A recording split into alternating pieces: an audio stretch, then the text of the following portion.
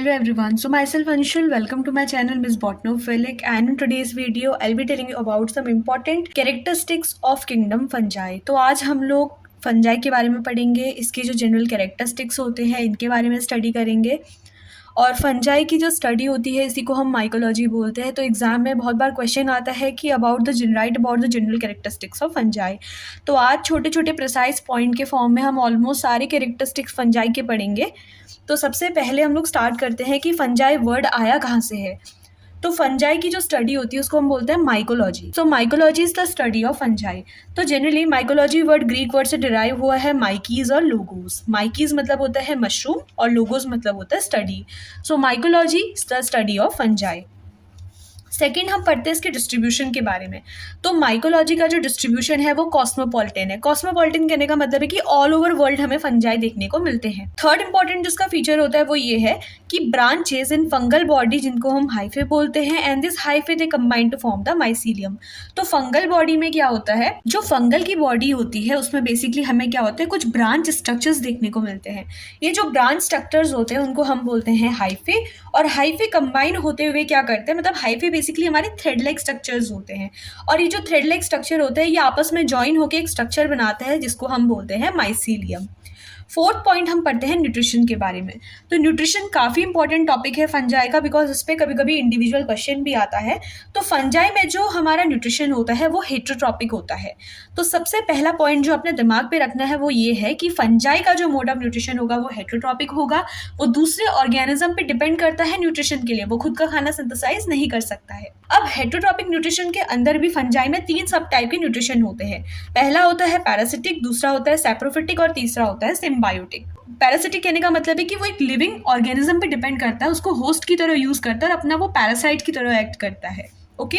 Saprophytic कहने का मतलब है कि वो डेड मैटर पे डिपेंड करता है, और सिम्बायोटिक कहने का मतलब है कि वो एक सिम्बायोटिक एसोसिएशन या फिर रिलेशनशिप में प्रेजेंट रहता है किसी ऑर्गेनिज्म के साथ। इससे पहले कि हम इसको आगे फर्दर ऑन कंटिन्यू करें, 2 वर्ड्स होते हैं, एक ऑब्लिगेट होता है और एक फैकल्टेटिव होता है। लेट्स सपोज कि मैं अपना एग्जांपल लेती हूँ। हम बोलते हैं कि हमें बायोलॉजी में एडमिशन लेना है। तो बायोलॉजी में फर्दर ऑन 2 ब्रांचेस होती है इंपॉर्टेंट, एक बॉटनी होती है, एक जूलॉजी होती है। अब मैं बॉटनी से काफ़ी ज़्यादा क्या है क्लोज हूँ, मुझे लगता है कि मुझे बॉटनी ही करनी है, अगर मुझे बॉटनी नहीं मिली तो मैं फर्दर ऑन स्टडी नहीं करूँगी, तो मैं उस चीज़ को लेकर ऑब्लिगेट हूँ, स्ट्रिक्ट हूँ। फैकल्टेटिव कहने का मतलब है कि अगर मेरा बॉटनी में एडमिशन नहीं हुआ तो मैं जूलॉजी में एडमिशन ले लूँगी, मतलब अगर बॉटनी नहीं मिली तो जूलॉजी से काम चल जाएगा मेरा। ओके। तो उसको बोलते हैं फैकल्टेटिव। तो ऑब्लिगेट कहने का मतलब है जो बहुत स्ट्रिक्ट होता है अपनी किसी भी चीज़ को लेके, और फैकल्टेटिव कहने का मतलब है कि एक ऐसा पर्सन जो बोलता है कि अगर मुझे ये नहीं मिला तो चलो कोई बात नहीं, मैं किसी और चीज़ से काम चला लूँगा। ओके। सो पैरासिटिक 2 टाइप के होते हैं, एक होता है ऑब्लिगेट पैरासाइट, और इसी के ऑल्टरनेटिव हम लोग फैकल्टेटिव पैरासाइट वर्ड यूज़ नहीं करते हैं, फैकल्टेटिव सैप्रोफाइट।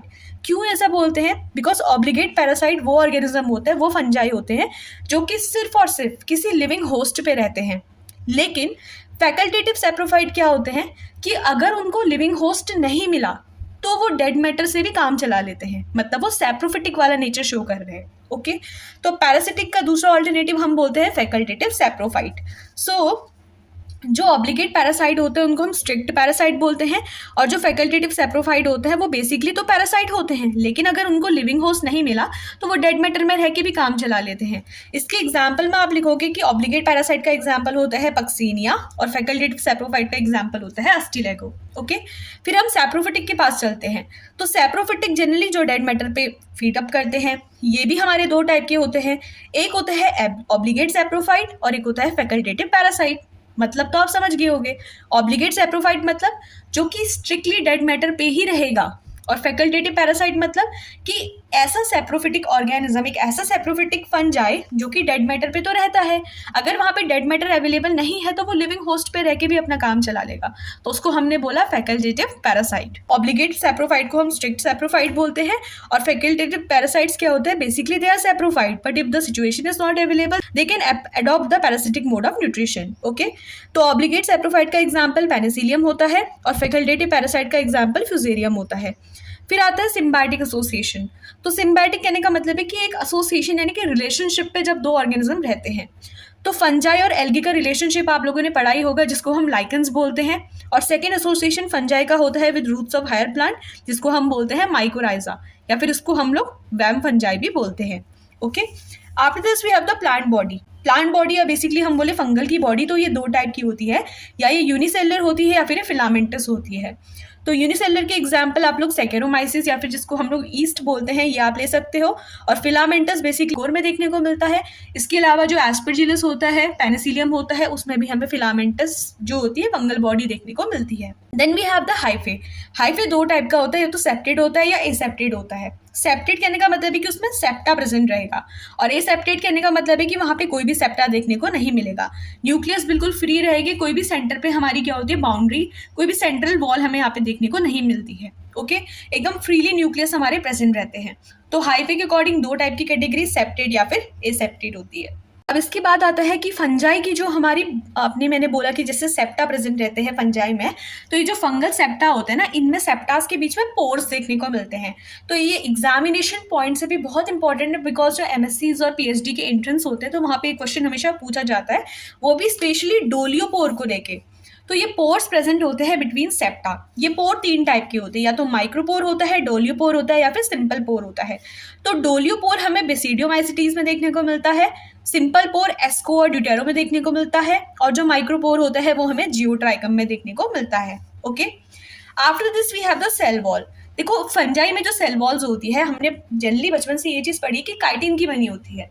तो काइटिन की सेल वॉल तो होती है फंजाई में, लेकिन उधर पे एक एक्सेप्शन होता है, वो एक्सेप्शन होता है स्लाइम मोल्ड का।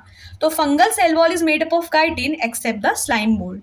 Second important thing is that कि जो सेल वॉल होती है वो oomaicities के केस पे ग्लूकन या फिर सेल्यूलोज की बनी होती है। Okay, after this we have the gametes. तो देखो मैंने यहाँ पे जो है सिंपल सिंपल पॉइंट्स की फॉर्म में लिखा है, आप इसको नोट्स के फॉर्म पे अपनी लैंग्वेज पे कन्वर्ट कर सकते हो। सो गैमेट्स क्या होते हैं, वो दो टाइप के होते हैं, या तो मोटाइल होते हैं या नॉन मोटाइल होते हैं। मोटाइल कहने का मतलब है जो मूवेबल होते हैं, और नॉन मोटाइल कहने का मतलब है जो नॉन मूवेबल होते हैं।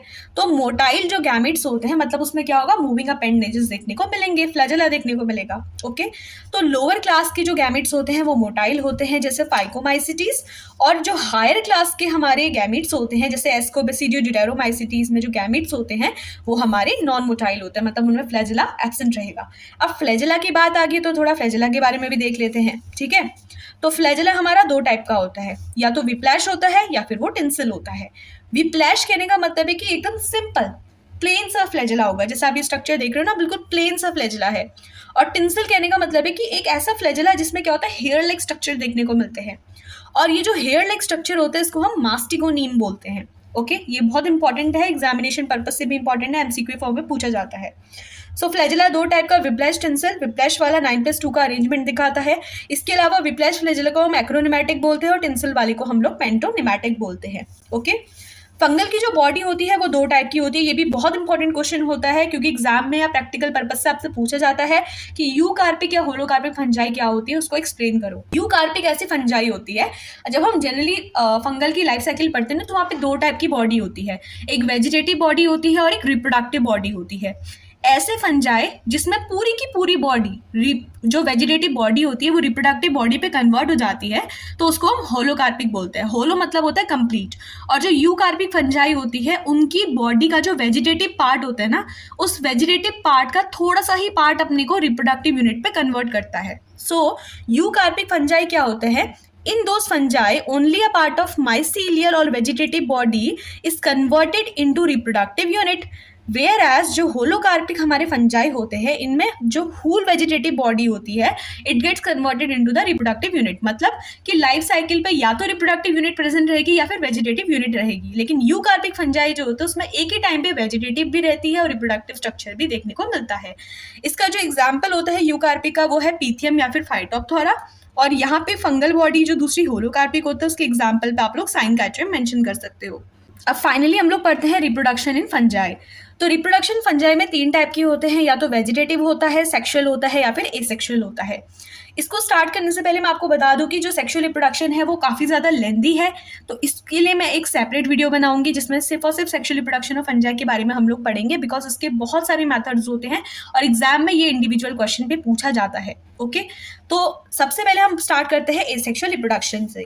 तो एसेक्सुअल रिप्रोडक्शन जो फंजाई का होता है वो किस किस टाइप से होता है, वो स्पोर्स के थ्रू होता है, जैसे जू स्पोर, क्लेमाइडोस्पोर, ओइडिया या फिर ए प्लेनोस्पोर।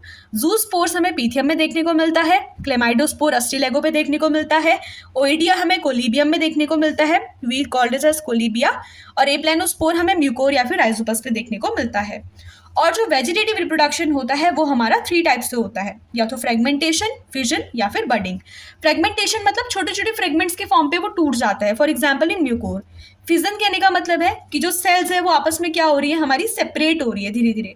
तो फिजन और फ्यूजन 2 अलग अलग वर्ड होता है। फ्यूजन मतलब कि फ्यूज करना, फिजन मतलब कि सेपरेट होना।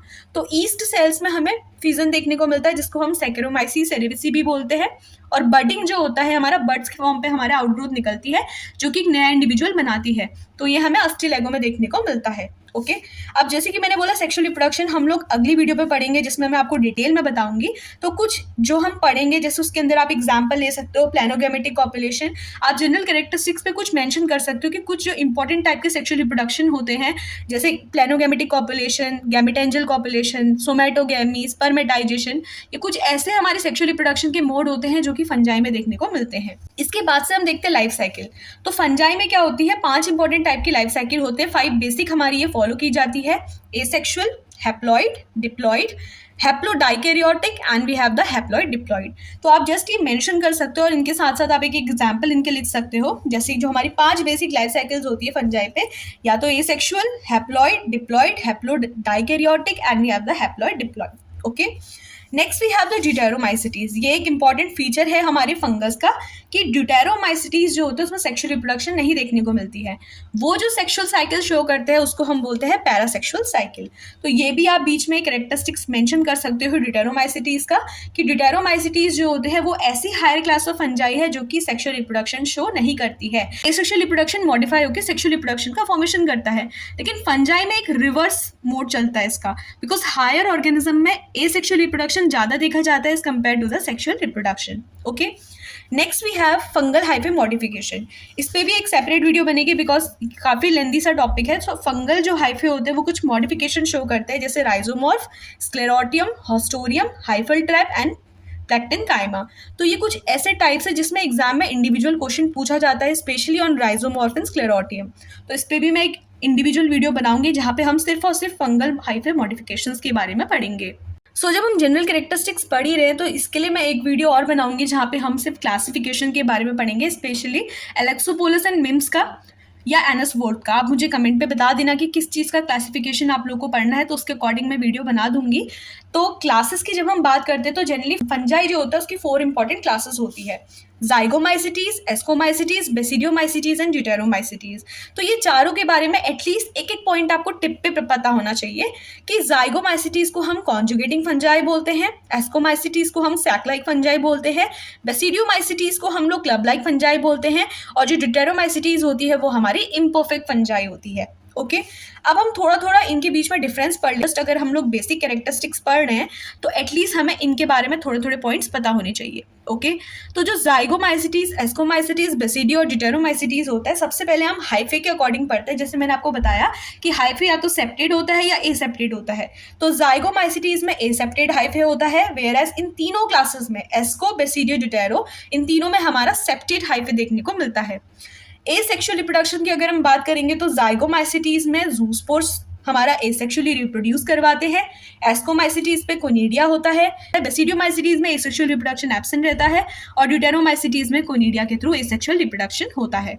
सेक्सुअल की अगर हम बात करेंगे तो जाइगोमाइसिटीज में जाइगोस्पोर्स के थ्रू, एस्कोमाइसिटीज में एस्कोस्पोर्स के थ्रू, बेसिडियोमाइसिटीज में बेसिडियोस्पोर्स के थ्रू, और ड्यूटेरोमाइसिटीज में सेक्सुअल रिप्रोडक्शन हमारा एब्सेंट रहता है, जिसकी जगह इसमें पैरासेक्सुअल साइकिल देखने को मिलती है। फाइनली हम इन चारों के एक एक एग्जाम्पल लिख सकते हैं जो कि आप एग्जाम में एट द एंड मेंशन कर सकते हो about the general characteristics in fungi. तो जाइगोमाइसिटीज के एग्जाम्पल में एस्पैरागस एल्ब्यूगो, एस्कोमाइसिटीज में we have the Neurospora Penicillium, basidiomycetes में we have Puccinia, Ustilago and Agaricus, and in deuteromycetes we have the Trichoderma and Alternaria. Okay, तो ये कुछ examples है जो कि आप मेंशन कर सकते हो in this 4 important classes of fungi. मैंने यहाँ पे सारे कैरेक्टरिस्टिक्स को पॉइंट बाय पॉइंट यहाँ पे शो करने की कोशिश की है, एंड आई होप कि ये आप लोग को हेल्प जरूर करेगा। अगर आपका एग्जाम में आता है तो आप इस फॉर्म पे वहाँ पे मेंशन कर सकते हो, और मोर बेटर कि आप इसको नोट्स की फॉर्म पे कन्वर्ट करके वहाँ पे लिख सकते हो। इसके अलावा इस वीडियो में अगर आपको आपको कोई भी डाउट है या किसी और वीडियो में आपको कोई डाउट फील होता है तो आप मुझसे फ्रीली कमेंट सेक्शन पे पूछ सकते हो। एंड आई होप कि ये वीडियो आप लोग के हेल्पफुल रही होगी। So that's all for today's video. If the video is helpful then please like share and subscribe. Thank you.